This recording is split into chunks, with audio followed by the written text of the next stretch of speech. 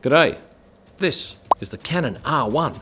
I've got my hands on one. In fact, I've had it for 4 days at the track already, and I've got it for another 4 days here in Monza. What's it like? Well, I'm going to share 20 different things I've discovered about this camera with you in just a moment.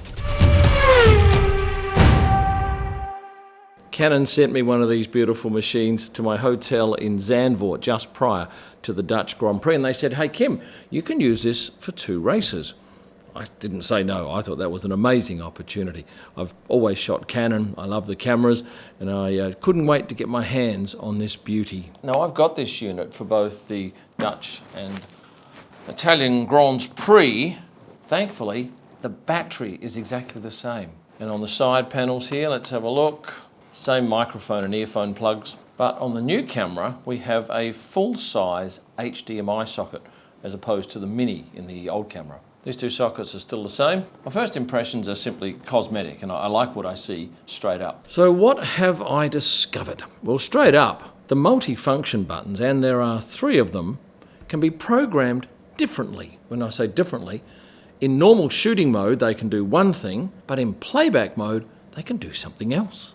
For example, the multi-function 3 button on this camera, I have set up to change from people to cars. There are, I think, another couple of options that you can set those buttons to, but I really only shoot people and cars. But in the past, flicking from one to the other through the menu was a pain in the bum. And now to change from people to vehicles, it's a 1-button press. Saves me time. Oh, and if you're wondering what the manual's like, I've no idea. We didn't get a manual with it. This is a test unit. These don't actually become available for sale until, I think, November. I've put my name down already with Canon Australia, so I'll be having 2 next season. Now, the camera already comes with these 2 buttons here. The top one is for playing back a voice note, and the bottom one is for recording a voice note. And typically, if I take a photo of Charles Leclerc coming in, I can press the voice note button, hold it down, and say, "Charles Leclerc coming in wearing a Dior top." And that audio file is sent when I upload the picture to my editor.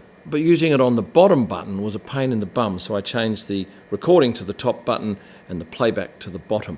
And get this, on this camera they've changed the delay. On the old camera you had to hold that record button down for 3 seconds before it would start to record. On the new camera, probably 1/4 of a second. I mentioned this on a previous video, but if you didn't see it, the on-off button is slightly differently orientated between 4 o'clock and 6 o'clock, whereas the R3 is from 2 o'clock to 4 o'clock. Obviously, once I've got 2 R1s, that won't be a problem, but at the moment, it's just muscle memory. You've got to change your thinking. Now, at this point, I'll remind you, I've spent just 4 days with this camera on track and probably 5 hours shooting with it away from the track. So I don't know everything about this camera.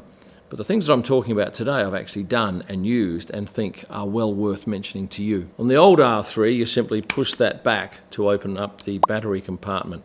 And sometimes that could be happening accidentally. With the R1, you need to push this down and then push it out. So it's an added security feature. One of the most remarkable functions on this new camera is the pre-capture. Now, I know other cameras have got this, but I've never used it.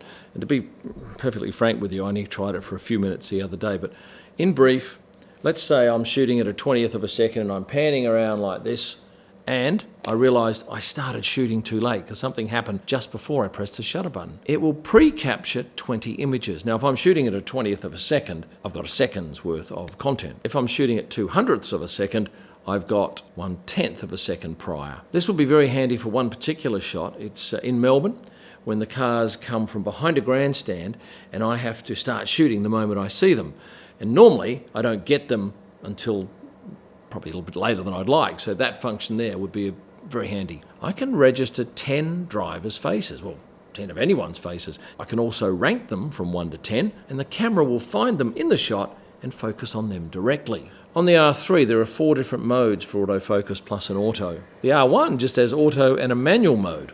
But the auto mode is so powerful that the guys from Canon tell me you don't need any more than that. And certainly with me shooting for the first 4 days in Zandvoort, no problems at all. I think I got way more shots sharp than I normally would. So I think that's one of the biggest innovations on this camera, that autofocus. Do you know what a diopter is? Well, that's a diopter. Rotating the diopter allows you to focus for your eye on the screen.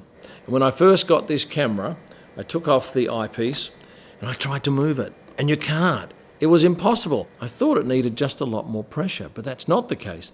It's like a crown on a watch. You have to flick it up in order for you to be able to use it. Now, because I didn't have a manual, I couldn't consult anyone. And in fact, when I spoke to the guys at Canon, they too said, we didn't know that. See this red light?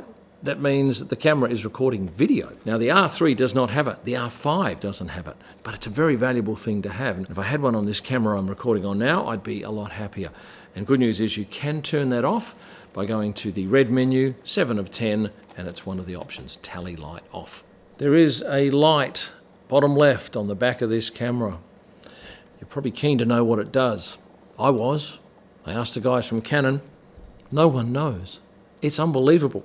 They've got this light there, but we don't know what it's for. I imagine sometime down the track, that could be programmed to do something. I was told that the eye focusing system had improved from the previous model, but I have had so much drama getting it up and running and such little time to do it that I've decided not to try it.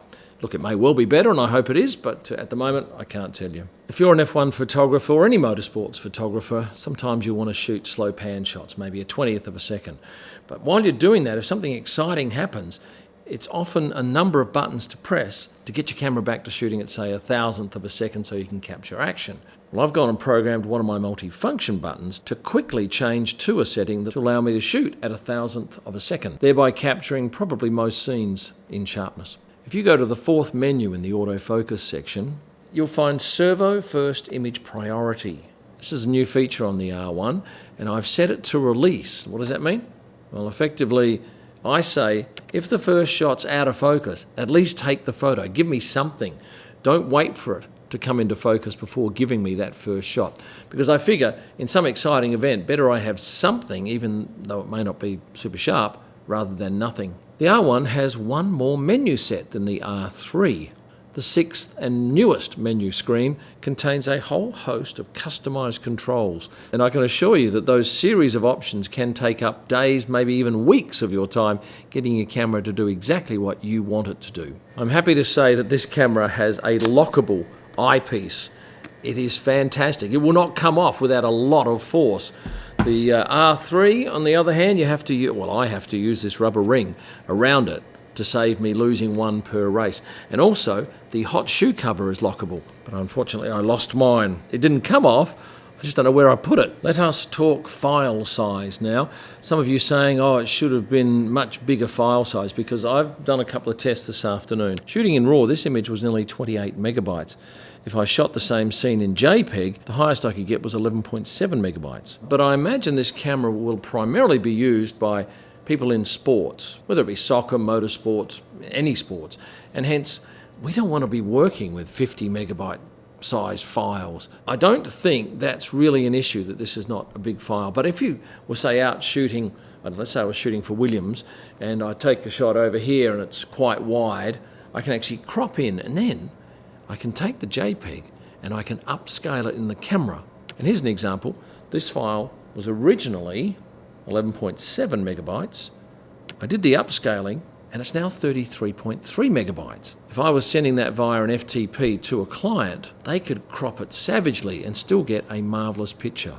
Playing back images, because this will shoot it up to 40 frames a second, and that's a lot to go through. So I've set up the camera to jump to scenes. So if I take 15 shots in a burst and then take another 20 shots in a burst, I don't have to cycle through 20 and then 20.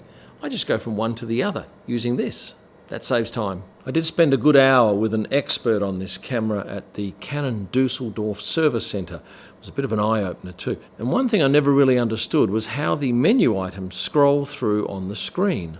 If you're like me, go to the red menu, 9 of 10, hit Shooting Info Display, Screen Info Settings, and then you can pick exactly what you want to see on screen. I've ended up with just two. The shot with a whole lot of information around it, and the settings. And one last thing, size is important, and I can tell you that this is slightly larger than the old R3.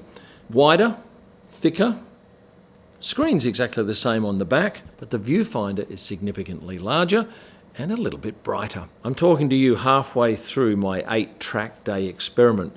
After 4 days, I love it, and I think after 8, it's going to be very hard for me to give this back until I get mine later in the year. Certainly, I think Canon's come up with some great new features here. Look, it's not a world beater, and a lot of you are saying this is just an upgraded Mark II of the R3. All I can say is that I love shooting with it. I think my photography will be better because of it, and I think I'll be more productive. If you've had the chance to play with one of these cameras, I'd love to see your comments. Perhaps you've picked up some new features that I've not noted. And no doubt the longer I spend playing with this camera, the more I'll love it and the more I will know about it. Next up for me, off to dinner here in beautiful Monza, and it's bloody hot. But before I go, I'm going to beg you to like this video, and for those of you unsubscribed, press the subscribe button. I can wait. No big deal for me. And if you're after a signed print from an F1 driver, a photo book of mine, or some wall art, go to kimillman.com. Thanks for watching, and stay.